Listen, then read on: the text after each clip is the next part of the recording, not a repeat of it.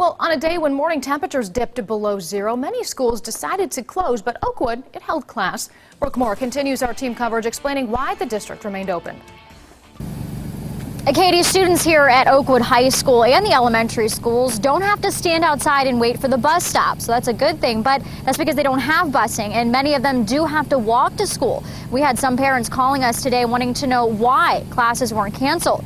So we took those questions directly to Superintendent Kyle Ramey, working for you to get answers here. He says he's been monitoring the forecast closely for days, and for the past 20 to 30 years, they've used negative 20 degrees as the ruling on when to cancel classes.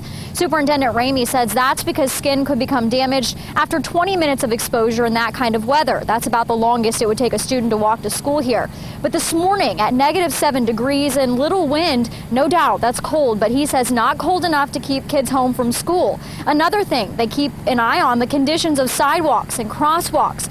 Being a parent himself, he says he had to get his own daughter out of bed this morning, and she even walked to school. So while he understands the frustration, he feels he made the right call.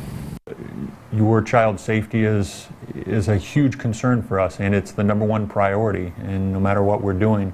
And this morning, in my opinion, it was safe to walk to school, and so that's why we went to school today.